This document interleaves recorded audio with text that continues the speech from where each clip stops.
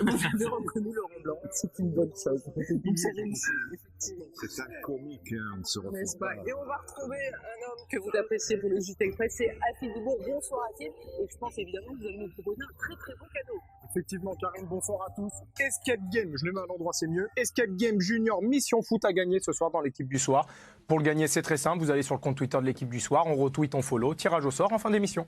Merci beaucoup, on se retrouve dans quelques instants pour le JT Express, mais on va commencer avec l'événement du jour, vous le savez, c'était le premier entraînement des Bleus avec Karim Benzema. Hier soir, c'était les retrouvailles. Alors, hier, on demandait à chacun comment ça va, il est content d'être là, etc. On a fait La famille. Comment ça va, comment ça on a fait un petit tour. J'attends Lola qui vient pas. C'est pour toi, Patrick. Mais j'adore. Ah, Patrick. Mais j'adore. Patrick Bruel, j'adore. Ouais. Est-ce que vous avez une chanson sur le vélo ou pas à me proposer? Parce qu'il y avait bicyclette hier. Bah moi c'est Yves Montand, hein, c'est un peu le truc. Il y avait machin, il y avait Firmin, et puis Paulette.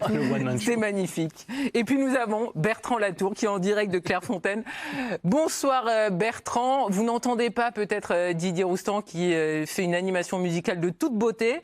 Bonsoir Karine Galli, bien sûr que j'entends. Ah superbe. Vous avez pu voir Karim Benzema rechausser des crampons à Clairefontaine. Ouais, ça c'était l'événement du jour.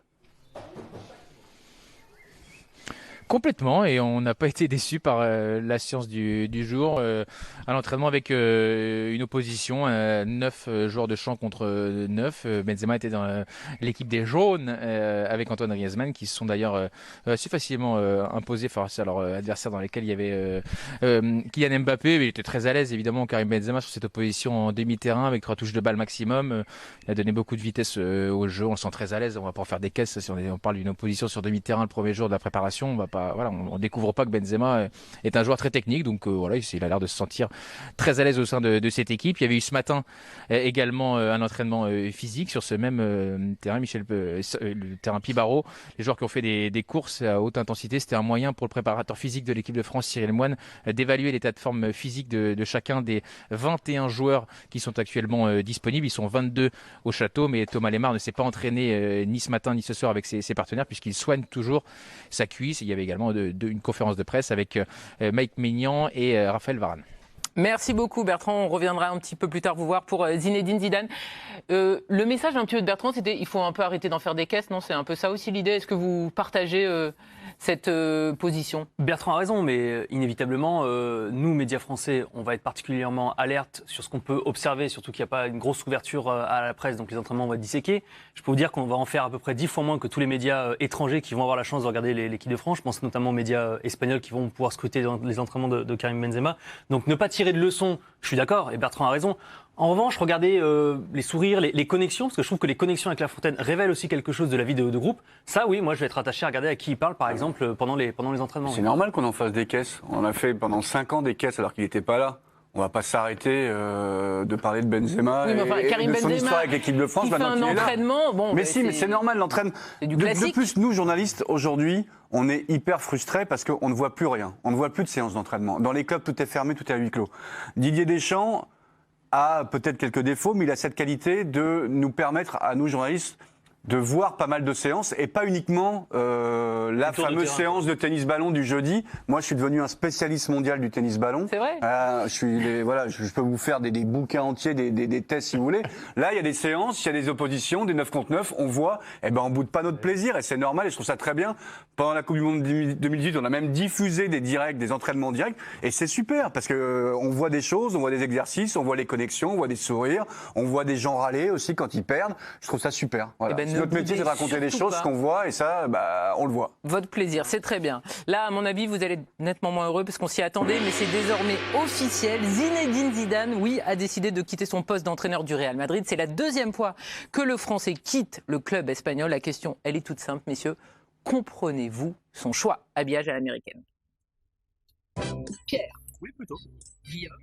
Oui, mais est-ce que c'est son choix? On va en parler, Eric? Bien sûr. L'espagnol a dit bien sûr. Philippe. Mais je vais suivre les camarades. Président. Oui. Donc il y a une unanimité, mais il y a quand même un bémol du côté de Guillaume, parce que vous dites, est-ce vraiment son choix? Vous êtes en train de dire que Florentino Pérez voulait que ça change? Je sais pas. Toute l'année, j'ai l'impression que Zinedine Zidane a été au bord du précipice et que Pérez n'attendait qu'une chose, une défaite de plus, un faux pas supplémentaire pour le pousser dans le vide. Est-ce que Pérez n'a pas envie de voir autre chose? Est-ce que Pérez n'est pas déçu par les performances de son équipe? Je sais pas. De toute façon, dans ces cas-là, il y a souvent beaucoup de com, donc on s'arrange. Tu dis que c'est toi qui s'en vas, mais qui t'en va alors que c'est moi qui te pousse comme un C'est un peu. gentleman agreement. Voilà, donc bon voilà, il est capable de le faire, Zidane, de partir. Il l'a déjà fait, mais là, je pense que la situation est un peu différente et peut-être que tout le monde est content. On va rappeler le deuxième passage de Zidane. C'était en mars 2019 qu'il est revenu. Et il y aura eu une Liga et une Supercoupe. C'était en 2020 et cette année, il n'y a pas eu de trophée. On va tout de suite partir en Espagne. On va retrouver Antoine Simoneau, notre correspondant basé en Espagne. Bonsoir Antoine, on l'attendait. Ça y est, c'est officiel. Mais la nouvelle a été accueillie comment en Espagne ? Bon, c'était pas vraiment une surprise puisqu'on s'y attendait depuis des semaines via les messages que pouvait diffuser Zinedine Zidane, notamment en conférence de presse. Après, je sais que chez les supporters merengues, ça a été une triste nouvelle. Ils étaient déçus, ils auraient aimé qu'il continue et ils se disent maintenant qui on va mettre pour le remplacer. Ils doutent qu'on trouve meilleur entraîneur que lui. Chez les joueurs aussi, ça a été une déception parce qu'ils voulaient tous aussi qu'il poursuive au moins d'un an son aventure sur le banc madrilène. Il y a eu beaucoup de messages de remerciements, de gratitude, de reconnaissance, même envers Zinedine Zidane. Donc c'est pas vraiment une surprise. Et contrairement à ce que disait Guillaume, Florentino Pérez, il a tenté jusqu'au dernier moment de le garder, et Florentino Pérez il va un peu au gré du vent, et vu qu'il voyait que tout le monde voulait conserver Zidane en cette fin de saison, parce qu'il a fait quand même une belle fin de saison avec la demi-équipe qu'il avait, eh bien Pérez il a tout fait pour essayer de le convaincre de rester, contrairement peut-être au directeur général du Real Madrid, José Ángel Sánchez. Alors Antoine, on se projette forcément. Quelle est la piste la plus crédible pour succéder à Zidane, et est-ce qu'on parle de Mauricio Pochettino ? Ah oui, on parle effectivement, Karine, de Pochettino là, depuis, j'allais dire, la mi-journée, parce qu'on a ici lu effectivement qu'il souhaitait peut-être quitter le PSG. Et Pochettino, c'est un vieux rêve des dirigeants madrilènes qui avaient déjà essayé de le recruter lors de la première démission de Zidane en 2018. Donc on parle de Pochettino. Après, la priorité, c'était Massimiliano Allegri. Il était en contact depuis des mois avec les dirigeants madrilènes. Visiblement, il devrait s'engager avec la Juve. Alors les autres pistes, c'est Antonio Conte. Pérez avait déjà essayé de l'attirer en 2019 pour succéder à Lopetegui, mais ce qui pose problème, c'est un petit peu son management autoritaire, et les joueurs d'ailleurs à l'époque avaient freiné sa venue, et donc ils ne sont pas favorables à la venue d'Antonio Conte. L'autre nom, c'est Raúl qui est entraîneur de la réserve du Real Madrid, le Castilla, et qui a notamment l'année dernière gagné la Youth League. Après, sa personnalité plutôt poserait également problème au sein du vestiaire, et on n'aurait peut-être pas envie non plus, vu son inexpérience du haut niveau, de le cramer trop vite, mais on aimerait en faire en gros le nouveau Zidane, puisque c'est une légende aussi madrilène. Et on a évoqué aussi cet après-midi un possible retour d'un autre de la Maison Blanche, c'est Xabi Alonso qui entraîne la réserve de la Real Sociedad depuis 2 saisons et qui vient justement là en fin de saison de monter en deuxième division avec cette réserve, et on dit que du bien de Xabi Alonso comme entraîneur. Merci beaucoup Antoine pour toutes ces informations, ça me plaît cette dernière option. Mais d'abord, on va rester sur Zinedine Zidane. Vous êtes un sage président. Qu'est-ce que vous lui conseilleriez à Zizou ? Maintenant ? Oui. À un moment, on le croyait promis à Juventus. Ça semble pas être le cas, puisqu'on parle d'Allegri. Effectivement. Il ne peut pas se permettre d'aller, forcément, compte tenu de son statut, dans une équipe de deuxième zone. Je ne le vois pas. Tu vois, une équipe qui a un projet sur 2-3 ans. Faire un break. Pardon ? Faire un break. Bah, s'il le ressent comme ça, c'est vrai que c'est un poste très éprouvant. Ça paraît invraisemblable avec les succès qu'il a eus, que chaque fois il soit remis en doute. Mais c'est vrai qu'il y avait toujours ce problème avec le directeur général. Des fois, il voulait le retour de Mourinho il y a 2 ans, etc. Auprès de la presse, ça n'a pas toujours été simple. Il avait la force d'avoir avec lui, parce que c'est un vestiaire compliqué, tu vois, ils veulent pas un tel, ils veulent pas ceci, ils veulent pas cela. Xabi Alonso, parce qu'ils te disent Raúl, il a pas trop d'expérience, mais enfin Xabi Alonso, il en a guère plus en tant qu'entraîneur. La même. Mais comme ils ont joué avec lui pour certains, enfin je veux dire c'est assez proche, ils se disent qu'il sera un petit peu comme Zidane, tu vois, une sorte de grand frère ou quelque chose comme ça. C'est compliqué ce club. Maintenant Zidane, voilà, il peut tout faire. Évidemment, si Pochettino s'en va, tu penses à lui pour le PSG, vu les relations qu'il a avec le Qatar, etc. Mais je ne le vois pas venir en Ligue 1. Zidane, le Marseillais au Est-ce que tu imaginais, par exemple, Didier Deschamps rappeler Benzema? Non, moi je pense que tout est possible Oui, aujourd'hui. bien sûr, tout est possible. Oui. Didier a vraiment raison de pointer du doigt les excellentes relations entre Zinedine Zidane et le Qatar. Il ne faut pas oublier qu'il a été l'un des ambassadeurs de la Coupe du Monde au Qatar 2022. Moi, je pense que aujourd'hui, tout est possible. Et par rapport à ce deuxième passage, est-ce que vous êtes déçu de ce deuxième passage de Zinedine Zidane au Real? Parce que le premier était tellement exceptionnel. Dans le deuxième passage, il n'en gagne pas une de Ligue des Champions? Non. Il remporte la Liga. Il remporte la Liga. Il remporte la Liga pendant la pandémie. Là, Il a toujours dit que c'était le plus beau trophée qu'il a remporté à la tête du Real Madrid. Moi, je lui accorde pas mal de panache. J'ai l'impression, j'ai peut-être une lecture un peu candide de ce qu'il a fait, mais j'ai l'impression que c'est lui qui décide quand il vient et quand il part. C'est en tout cas la sensation que ça donne un peu à l'extérieur. Et ce qu'il a réussi à remporter la Liga, alors vu le retard qu'ils avaient avant le confinement, c'est pour lui le plus gros exploit qu'il a réalisé avec le Real Madrid. C'est lui-même qui le dit, et on a vu des larmes quand il a remporté la Liga en juillet dernier, qu'il n'avait pas eu avec les 3 Ligues des Champions. Non, c'est vrai que dans le deuxième passage, il y a le Covid. Dans son premier passage, il y a 9 trophées. Moi, j'ai vu quand même beaucoup de matchs plus cette année de Madrid que les années précédentes. Et ce que tu peux constater, c'est qu'au début, il a fait tourner. Il a essayé d'intégrer des joueurs. Jovic, Hazard, ça a été un flop, mais il est revenu à la fin à Kroos, Casemiro, Modric, sa vieille garde.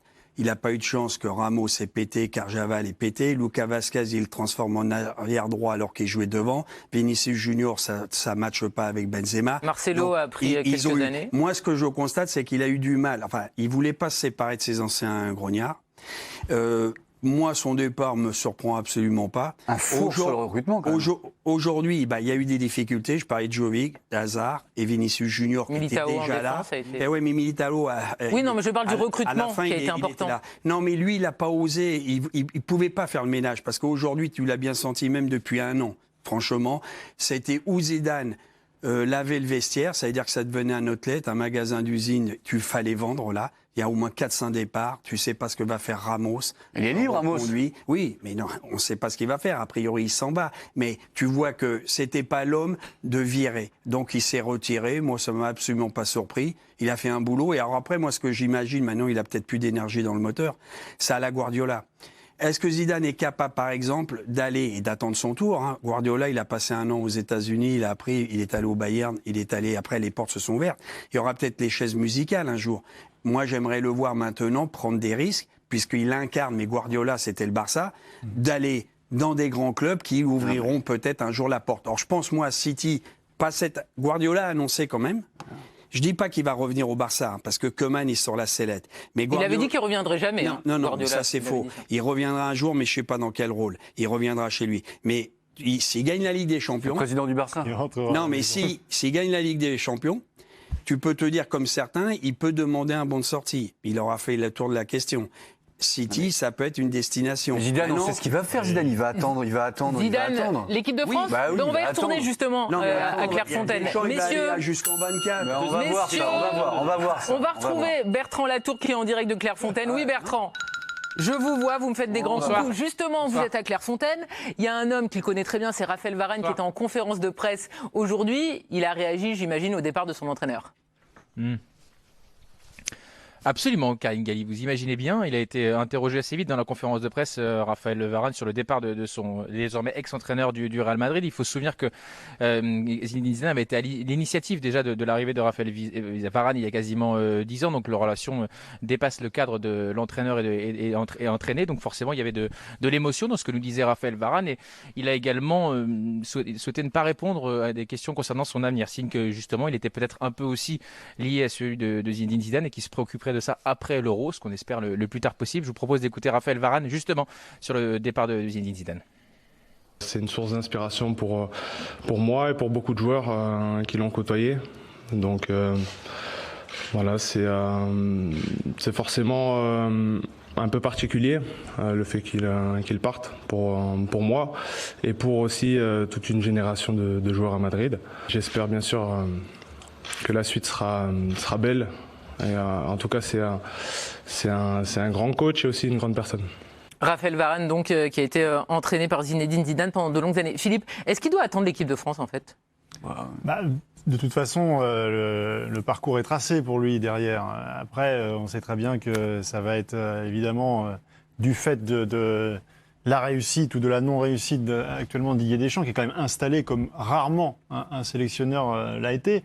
Maintenant, Noël Le Graët vient d'être élu. Il est dans un fauteuil, j'ai envie de dire, il faudrait un cataclysme. Après, ça peut aller vite, non ? Oui, parce que c'est ce que disait Guillaume tout à l'heure est valable. Imaginons, scénario catastrophe, l'équipe de France est éliminée en phase de groupe. Soit c'est 3 semaines, soit c'est décembre 2022. Il n'y a pas de créneau entre les deux.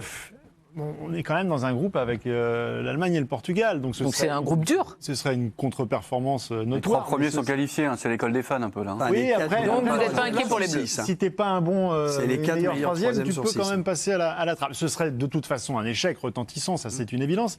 Mais de là à ce que ça précipite le départ de Didier Deschamps, je pense qu'il faudrait que se greffent là-dessus d'autres problèmes. Des problèmes de vestiaire, des problèmes d'image, des choses qui viendraient... Pourquoi vous souriez, Guillaume ? Parce que je souris. D'accord. Voilà, Parce que quoi, vous vous dites que Zidane en équipe de France, ça peut être proche ?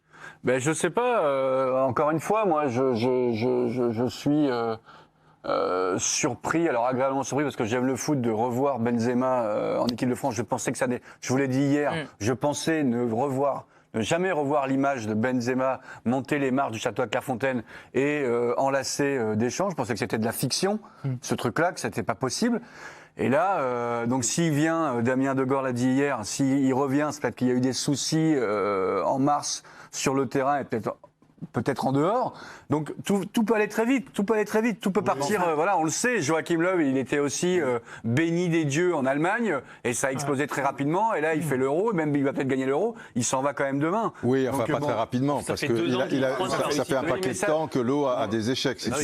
Et Didier Deschamps est capable et connaît suffisamment son groupe pour dire peut-être qu'il sent plus le truc et qu'il s'en va. Donc il partira lui-même. Voilà. Je pense que la décision, si le départ il y a Didier Deschamps, ça peut aller très vite. Ça peut aller très vite. Non, mais si Deschamps il gagne, imagine il gagne l'Euro, il gagne la Coupe du Monde, il fait le doublé. Qu'est-ce que tu veux ? Il peut décider d'arrêter. Rappelez-vous quand il était joueur, il a fait quoi ?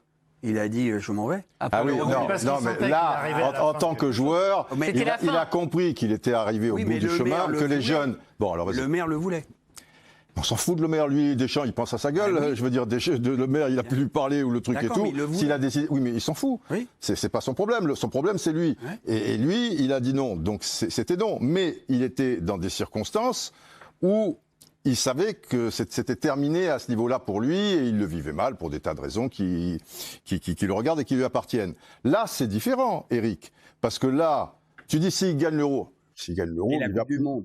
C'est 21-22. Mais non, mais même s'il ne gagne pas l'Euro, s'il veut rester, il reste. Et je pense que ce rôle lui tient à cœur. Et je rejoins Philippe. L'important, c'est le président de la fédération aussi. Avec tout ce qu'il a fait quand même. Même s'il y a un échec, ce ne serait pas un échec contre la Macédoine du Nord et le reste et tout. Tu vois, il peut très bien rester et continuer. Et aller jusqu'à la Coupe du Monde au Qatar, qui est dans pas longtemps après. Dans un an. On s'en fout de la publicité. Oui, mais j'ai bien compris. Donc, ce qui est vrai, c'est que Zidane était libre juste avant la Coupe du Monde. Il y avait eu beaucoup de rumeurs et là, il se retrouve libre juste avant l'Euro de l'équipe de France.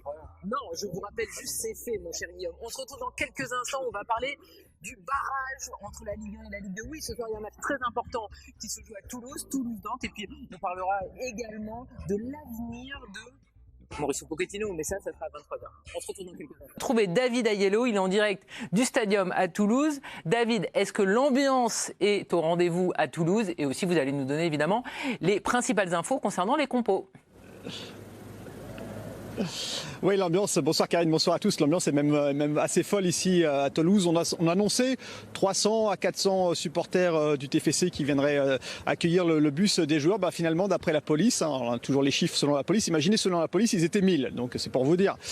Donc tout ça pour vous dire que, vous le voyez sans doute sur les images, que l'ambiance était assez folle pour l'accueil des joueurs du TFC. Voilà, la symbiose et l'unité est revenue du côté du TFC. Donc l'ambiance, en tout cas d'avant-match, évidemment le match sera sera à huis clos, était assez extraordinaire. La compo justement du TFC, Patrice Garand qui reste fidèle à son 3-5-2 avec Dupé dans les buts, défense Amiens de West, Gabrielsen capitaine, milieu de terrain Spearings, Koné, De Jager, Machado, Morera, et en attaque Bayo et Aminadi, le meilleur joueur de Ligue 2 au trophée UNFP. Du côté du FC Nantes, quelques petits changements en défense puisque devant Lafont on retrouvera Palois, Castelletto, Apia côté gauche et Traoré côté gauche et Apia côté droit. Milieu de terrain Simon, Chirivella, Louza, Bla, et en attaque Kolo Muani sera associé à Koulibaly.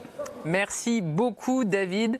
Messieurs, Nantes c'est le club de Ligue 1. Est-ce que Nantes est donc logiquement le favori de ce match? Moi je dirais je pense pas.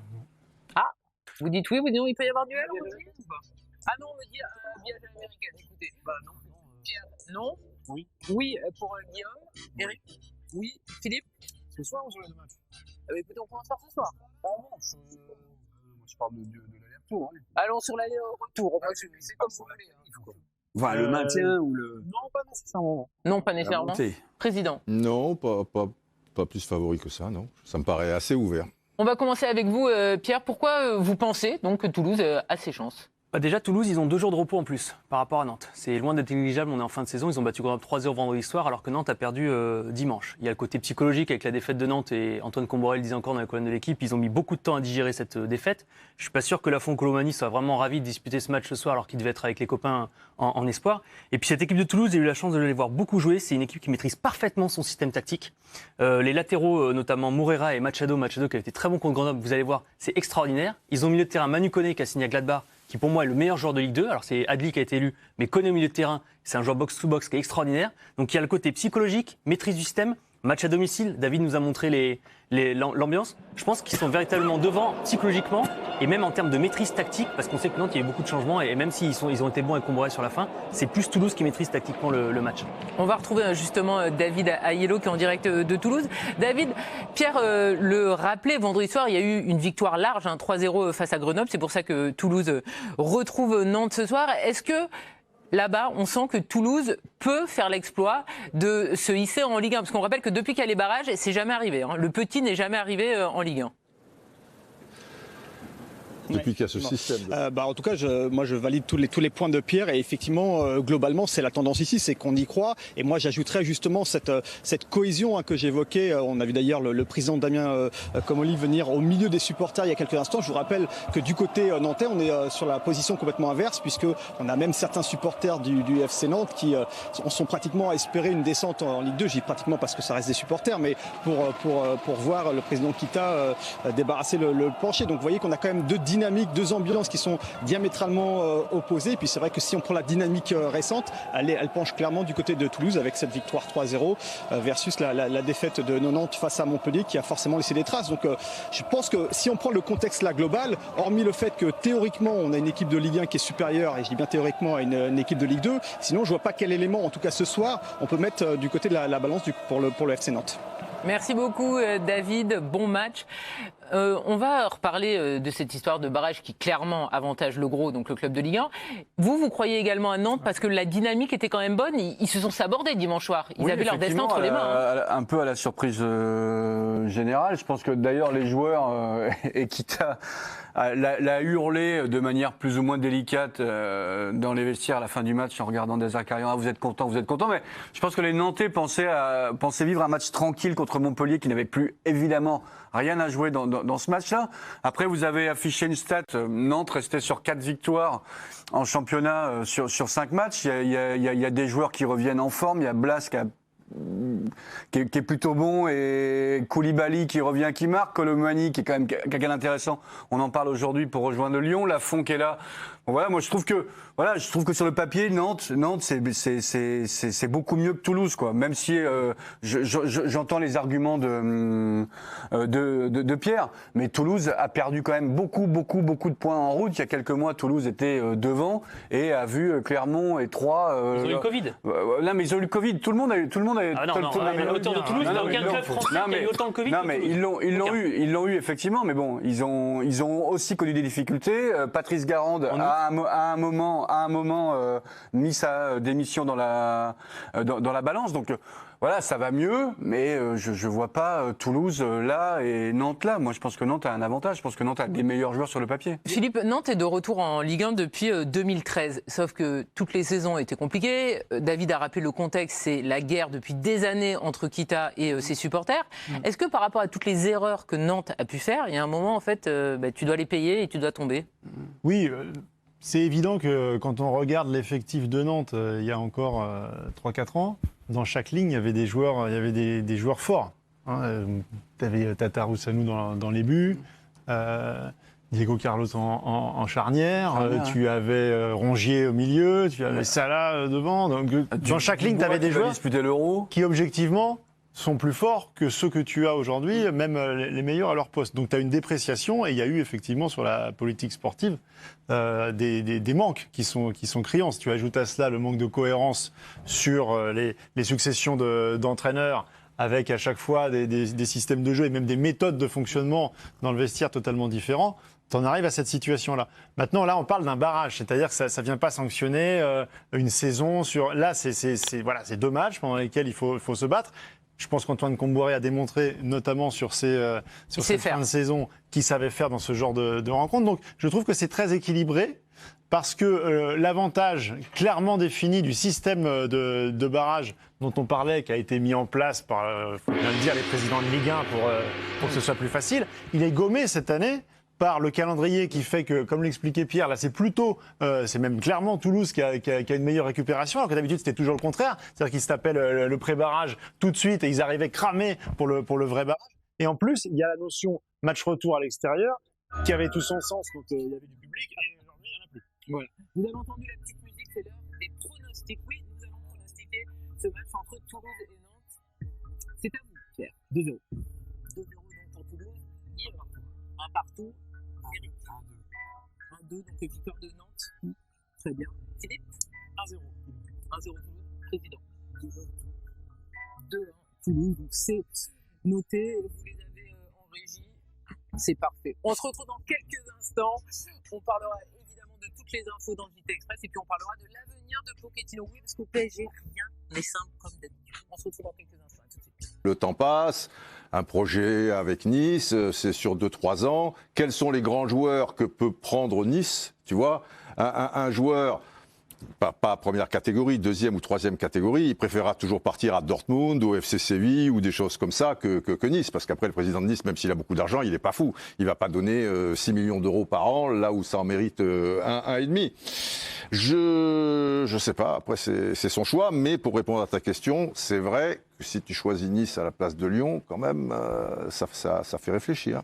Mais il est bien placé pour bien connaître Lyon aussi. Effectivement, et on en reparlera évidemment en seconde partie de l'équipe du soir, de l'avenir donc de Christophe Galtier et de la situation à Lyon. Afid, c'est officiel, Mike Maignan est un joueur du Milan AC. 15h48, l'AC Milan officialise l'arrivée du gardien, auteur d'une saison exceptionnelle avec 21 clean sheets et un titre de champion. Le Français s'engage jusqu'en 2026 avec les Rossoneri. Montant du transfert, 15 millions d'euros. Le champion de France portera le numéro 16. Vous adorez les gardiens, c'est votre truc, Guillaume. Mike Maignan, c'est une belle progression pour lui de découvrir un championnat étranger. Un championnat étranger, la Ligue des Champions. L'AC Milan a réussi sur les dernières journées à sauver sa place dans les 4. Je trouve qu'il a fait une saison remarquable. Il s'est bien repris parce que l'an dernier, je trouve qu'il était passé un peu à côté. Il avait énormément subi, notamment en Ligue des Champions. Je le trouvais très en dedans. Là, il s'est épanoui, on l'entend. Voilà, je trouve qu'il a fait une saison remarquable, bien aidé aussi par sa défense et le bloc lillois. Franchement, quand t'es gardien, on me propose d'aller jouer à l'AC Milan, club mythique, j'y vais tous les jours. Je cours. Et 15 millions d'euros, c'est cadeau. Vu le marché actuel, c'est cadeau et je crois que le Paris Saint-Germain touchera un petit pourcentage. Et Gomis, ça coûtait plus cher, hein, par exemple. Il n'avait plus qu'un an de contrat. Oui, c'est vrai qu'il n'avait plus qu'une année de contrat. Donc, ce qui est impressionnant, c'est de voir la transformation du garçon, la confiance emmagasinée. Et c'est devenu un homme qui s'exprime de manière beaucoup plus posée que ça ne pouvait être le cas au début de sa carrière. C'est logique, c'était encore un gamin, mais là, pour avoir eu la chance de le rencontrer cet après-midi et de l'avoir eu en interview, j'étais bluffé par en fait la différence de comportement, de la manière dont il diffuse sa confiance. On sent que, bon, alors évidemment, il est champion, il vient de signer au Milan, il est dans la liste pour l'Euro, tout va bien, quoi. Mais il pourrait encore grosse maturité. Avoir du mal à l'exprimer, alors que là, vraiment, il rayonne. Il est rayonnant. Il a grandi.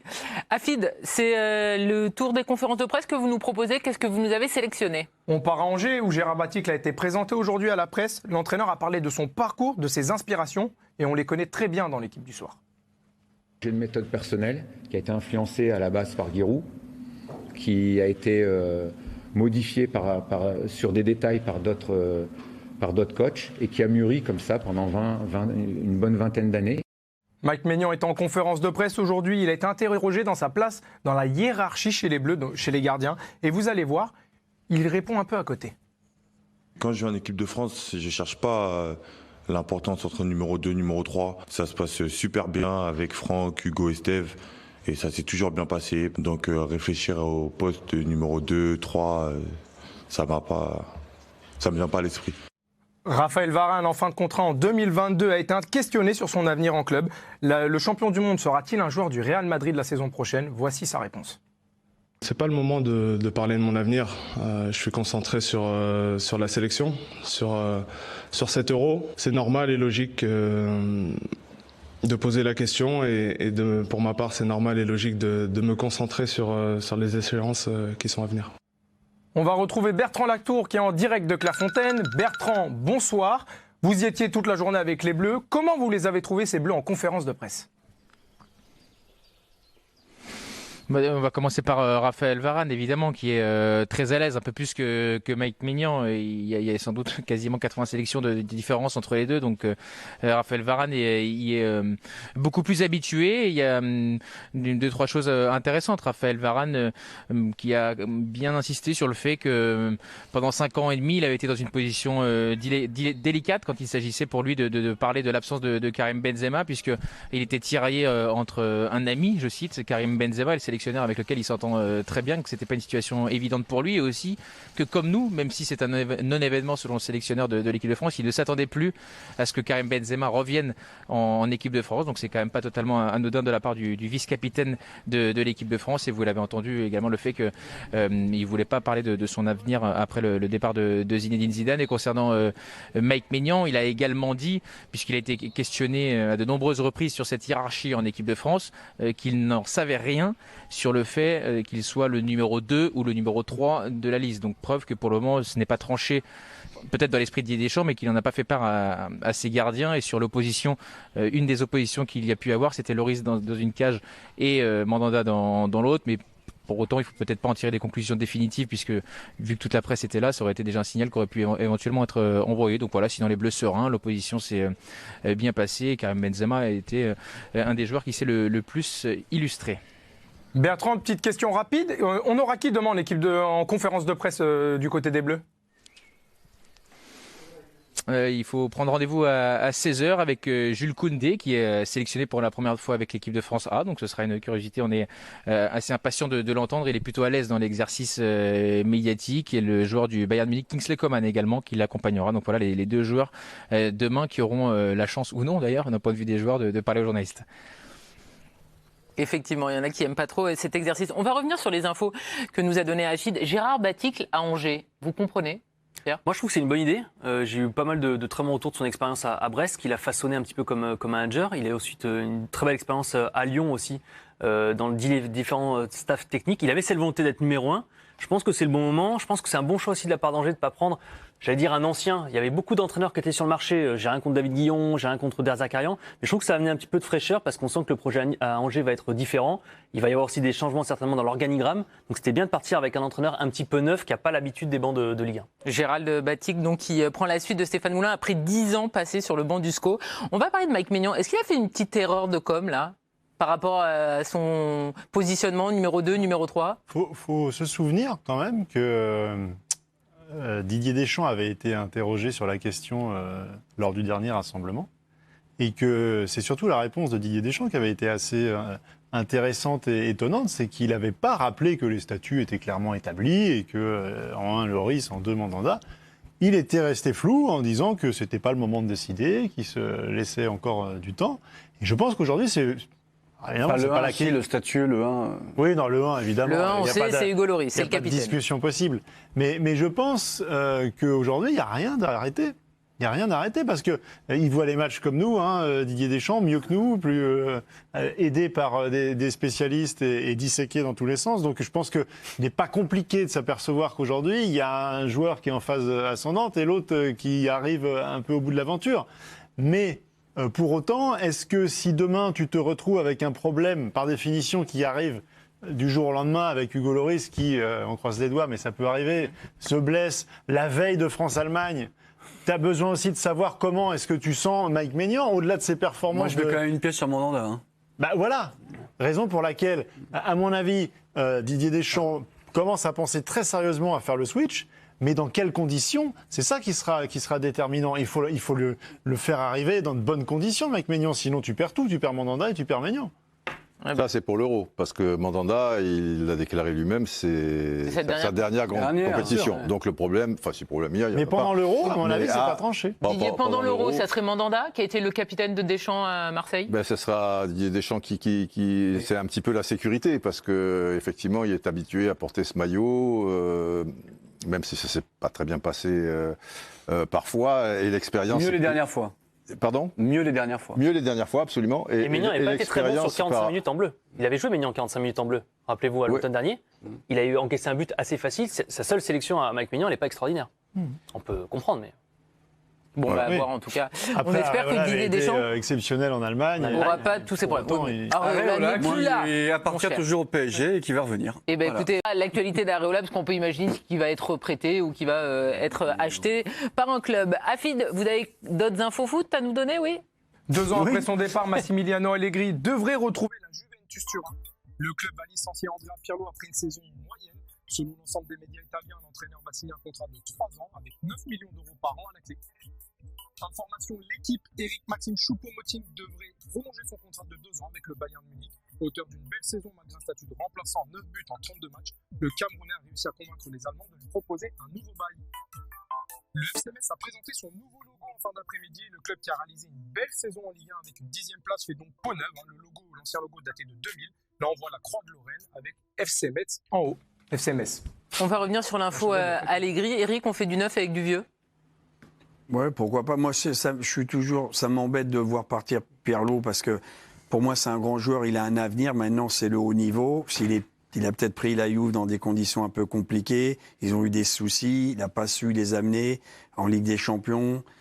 Le championnat. Ils y seront en Ligue des Champions. Oui, mais leur performance en Ligue des Champions, ils y sont parce que Naples fait match nul devant Hellas Vérone. C'est un miracle. Sinon, ils sont 4 mais après, moi, je pense que Pirlo, j'ai confiance au joueur qu'il était. Je pense qu'il peut être un bon entraîneur. Maintenant, il s'est peut-être arrivé trop vite, quoi. Ouais, en tout cas, première expérience sur le banc qui aura été... C'est incompréhensible finalement, il s'en sort, il est 4e. C'est l'objectif de tous ces grands clubs, c'est de terminer dans les 4 premiers et de jouer à la Ligue des Champions tous les ans. Sauvé Moi, par Naples. regardez, non mais c'est vrai. Oui, vous êtes très second degré là. Mais non, mais je suis pas second degré. Enfin, moi, la je le garde. Juventus n'est pas programmée première expérience, il se retrouve à la tête d'un club compliqué, avec une direction compliquée, avec un effectif compliqué, enfin, il y a des vieillissant, Ronaldo, Rabiot, Chiesa, vieillissant, Dybala. Bon, voilà. Non mais je cite tout l'effectif. Non mais pour jouer en Italie. Moi, je les ai vus jouer. Ils n'ont pas donné ce qu'ils auraient laisse ta dû chance donner. au produit, une saison. Moi, je te dis, j'aime bien la Juve, mais c'est Naples qui fait pas le boulot. Sinon, tu es en train de me parler qui termine 5e. On parle de Pirlo. Je m'en fous des autres. On parle de Pirlo, du jeune technicien qu'il est. Oui. Il a appris. Laisse-lui une deuxième chance. Voilà. On verra s'il rebondit en Italie les ou échos pas. ne sont pas non plus dithyrambiques sur Pirlo, que ce soit sur l'animation des séances, comme sur la manière de gérer le. Évidemment, c'est Chiellini et Buffon qui parlent, qui n'ont pas joué de la saison. Non, mais de toute façon, c'est un club qui est en pleine restructuration parce qu'il y a changement d'entraîneur, mais il va aussi y avoir changement de direction sportive.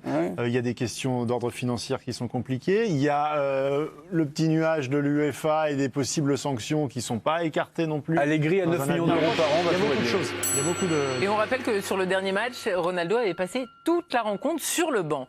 Du tennis avec le tirage au sort de Roland Garros, Afid. C'est l'info du jour. Novak Djokovic, Rafael Nadal, Roger Federer sont dans la même moitié de tableau à Roland Garros. Le numéro 1 mondial pourrait retrouver le Suisse en quart de finale. Le vainqueur de ce potentiel duel pourra affronter l'Espagnol Rafael Nadal en demi-finale. En bas, le jeu semble un peu plus ouvert avec Tsitsipas, Medvedev, Thiem et Zverev. On passe au cyclisme avec le Giro. Alberto Bettiol remporte la 18e étape en solitaire en devançant Simone Consoni de la Cofidis. Ça s'est joué dans les derniers instants. Regardez, à 6 km de l'arrivée, l'Italien dépasse le Français Rémi Cavagna et part s'imposer lors de cette étape, qui est la plus longue de ce Giro, 231 km. Au général, rien ne change. Egan Bernal conserve son maillot rose. Le Français le mieux placé reste Romain Bardet, qui est 6e à 6 minutes et 31 secondes. Du cyclisme encore avec les boucles de la Mayenne que vous avez vécues sur la chaîne L'équipe. Première étape et première victoire en solitaire de l'Allemand Philipp Wesslaben de la Alpecin Phoenix. On vous propose de revivre l'arrivée de cette étape. Aux commentaires, Patrick Chaché et Christophe Riblon. Personne n'était capable d'en l'échapper, de l'accompagner. Rubio certes a pris l'initiative pour isoler ces deux hommes, mais dans la montée finale, alors que derrière on voit Arnaud Démare. Arnaud Démare avec Brian Cocard qui est en train de revenir, avec Rasmus Stiller juste derrière. Brian Cocard qui ne peut pas passer, alors que la victoire revient comme prévu à l'Allemand Walsleben. Deuxième place pour l'Espagnol Rubio, et derrière, eh bien on va voir dans quelques instants si Arnaud Démare, oui, est capable d'aller chercher la troisième place. Et on part aux États-Unis avec la NBA, Fid. Les Knicks reviennent à 1-1 contre Atlanta dans ses playoffs. Victoire de New York 101-92. Un Trae Young à 30 points n'aura pas suffi pour les Bucks. Derrick Rose à 26 points a réalisé un bon match pour permettre aux Knicks de revenir dans ses playoffs. Dans le même temps, Utah Jazz s'impose 141-129 et égalise face à Memphis avec un énorme Rudy Gobert. On vous montre la plus belle action du Français cette nuit.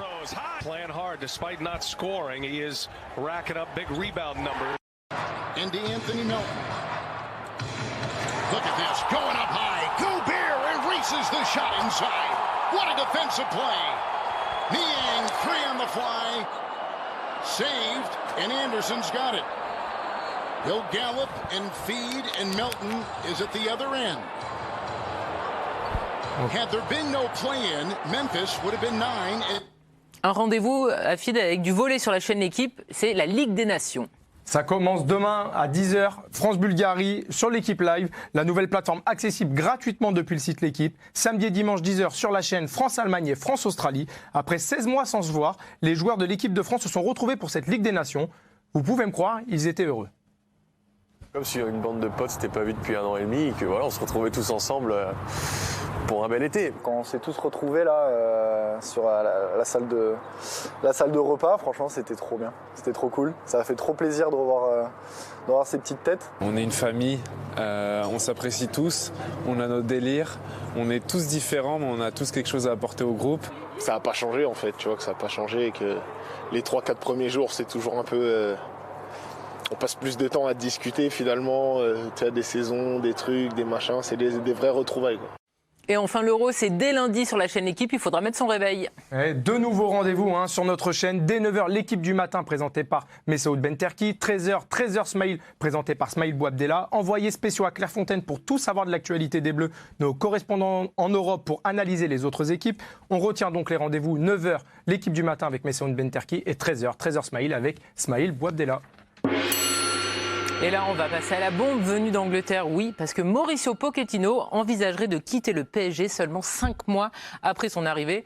En cause notamment ses rapports compliqués avec Leonardo. Et dans le même temps, il y a Daniel Levy, le président de Tottenham, qui souhaiterait un retour de son ancien coach. Pochettino qui quitte le PSG dès cet été. Est-ce un scénario vraiment crédible? Il y a ceux qui vont dire oui. Les supporters du PSG ont peur. C'est Philippe Sansfourche et Guillaume Dufy. Il y en a d'autres qui sont beaucoup plus relax, ils sont zen. C'est Pierre Niguet et Éric Blanc. Pour vous, c'est un non. Qui souhaite commencer, les oui ou les non? Je sais pas, je veux bien commencer moi. Vous allez commencer, Guillaume, pour votre équipe. L'équipe Niguet-Blanc. Je vais commencer. Vous allez commencer. Guillaume, c'est à vous. On a bien vu que ce Paris Saint-Germain est un club difficile à entraîner. Il y en a plein qui se sont cassés les dents et non des moindres. Donc avant de lire ce qu'avaient commis mes collègues anglais de The Atlantic, je pensais que c'était possible que Pochettino s'en aille, surtout s'il a des rapports compliqués avec Leonardo. C'est toujours de toute façon la même histoire en France, entraîneur, directeur sportif. Et là, The Atlantic, c'est un site très très très sérieux qui ne se trompe quasiment jamais, avec des gros spécialistes sur chaque club. Donc il faut prendre ça très au sérieux. Eric. Moi, j'ai du mal à croire que ça soit vrai. Pochettino a mis une photo avec le maillot du PSG où il est en Amérique du Sud. Son discours, c'était quand même « jugez pas, j'arrive, je ferai la... » Ce que j'aurais pu dire lorsque j'ai vu l'annonce de la liste de Didier Deschamps. Donc pour avoir particulièrement suivi les Bleus ces dernières années, pour avoir particulièrement suivi le refus de Didier Deschamps de nous répondre à chaque question sur le cas Karim Benzema, pour renvoyer en permanence dans les 22 en disant j'ai déjà parlé, reprenez ma dernière réponse, et on avait beau chercher dans les archives, la dernière réponse finalement elle n'existait pas forcément. Bref, il avait réussi à noyer le poisson pendant des années.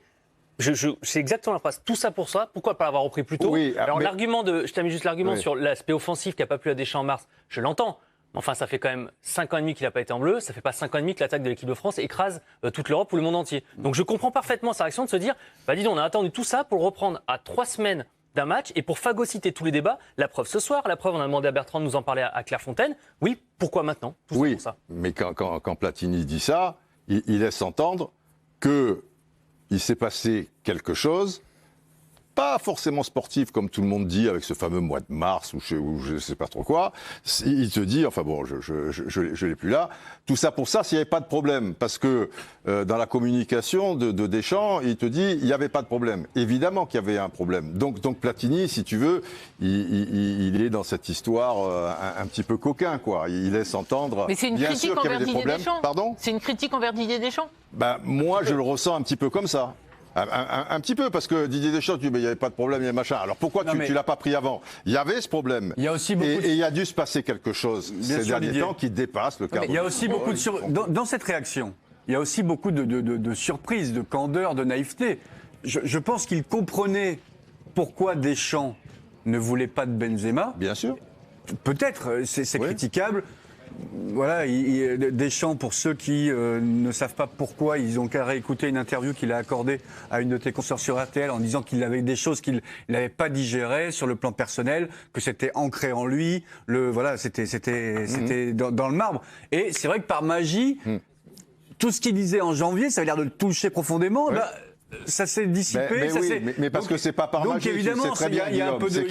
C'est qu'il s'est passé quelque chose qu'on saura peut-être bien plus tard ou qu'on ne saura jamais, qui vient quand même de très très loin, qui vient du blues, et qui fait qu'à un moment, bon, et puis. Peut-être aussi là, ça vient peut-être de la tête. Là, pardon? Non, mais voilà, je pense qu'il y a eu des choses. On saura peut-être un jour, voilà. Peut-être. Et que à ce moment-là, il ouvrait peut-être un peu une porte. Parce que le temps fait son œuvre aussi. Tu es touché sur le moment, ça dure ce que ça dure, et après, voilà. Je ne dis pas que on a forcé la main à Deschamps, mais il y a un ensemble de choses. Président. Bertrand Latour nous appelle, il est toujours en direct de Clairefontaine. Bertrand, vous avez lu l'interview de Michel Platini. On sait que Michel Platini et Didier Deschamps, a priori, partiront pas en vacances ensemble. Comment vous interprétez cette déclaration de Michel Platini ? C'est extrêmement difficile de se prononcer là-dessus parce que j'ai pas d'éléments suffisamment significatifs pour savoir ce que se sont dit Deschamps et Benzema, ce qui est quand même central dans cette affaire-là. La seule chose dont je suis absolument certain, c'est qu'effectivement le staff de l'équipe de France, et dans le staff il y a Didier Deschamps, mais c'est pas le seul non plus, ils se sont dit qu'ils allaient être en grand danger avec ces attaquants-là. Effectivement, Karim Benzema, il est pas bon uniquement depuis le mois de mars ou depuis 1 an ou 2 ans, ça c'est une certitude.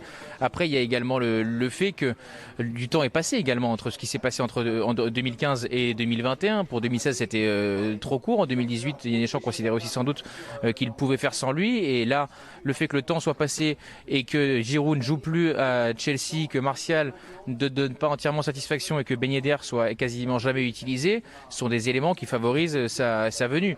Après, sur des forces occultes ou des choses qui auraient pu se passer, soit on est dans la théorie du complot, soit on est dans les élucubrations. Moi, j'ai pas les éléments suffisamment clairs pour vous les donner. Donc pour le moment, je m'en tiens à ça et je me réjouis que Benzema soit à nouveau de retour avec l'équipe de France, même si effectivement il y a quand même une grande inconnue encore à ce jour. Merci beaucoup, mon cher Bertrand Latour. Passez une très belle soirée. Rentrez bien sur Paris. Philippe, vous connaissez par cœur Didier Deschamps. Vous suivez les Bleus. Je le connais par cœur. Mais... Vous le connaissez pas mal. Écoutez, vous avez des échanges avec lui assez fréquents. Il lit couramment le Deschamps. Il lit couramment le Deschamps. Voilà, c'est une très belle formule. Il limite moins bien que Didier. Ça, c'est sûr. Concernant la déclaration de Michel Platini, comment il faut l'interpréter ? Je crois que ce que Michel Platini exprime, et on l'a dit, c'est pas des hommes qui sont historiquement très proches. Ils ne partiront pas en vacances ensemble. Des antagonistes. Deschamps partira avec Nagui, avec le docteur Simès. Comme tous les gens puissants.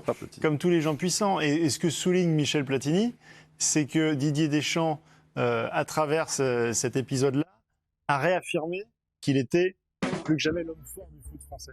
Et que c'était lui qui décidait quand il le voulait. Et je crois qu'il a vraiment décidé à 100%. Peut-être que... Alors, puisque je vais reprendre la formule de Bertrand, j'ai aucun élément qui me permet de penser que c'est pas le cas. Moi, je pense qu'il est plus que décideur. Et à tel point décideur qu'à mon avis, tout le monde ne le savait pas, peut-être même dans le... Alors là, moi je vais reprendre Platini. Et que c'est lui qui a le cinéma pour ça. Le cinéma, justement, il y en a dans quelques instants sur la chaîne Netflix. Et là, il y a un film exceptionnel. Tarantino, c'est pas Tarantino, mais c'est exceptionnel. C'est World Invasion Battle Los Angeles. Vous en rêvez? La chaîne L'équipe l'a fait. Oui, dans quelques instants, vous avez droit à ce film. Guillaume Dufy vous racontera tout en deuxième partie. On se retrouve vers 23h pour la deuxième partie de l'EDF. Puis pour un petit débrief du film également, avec Guillaume Dufy et avec le match évidemment entre Toulouse et Nantes. Belle soirée à tous, à tout à l'heure.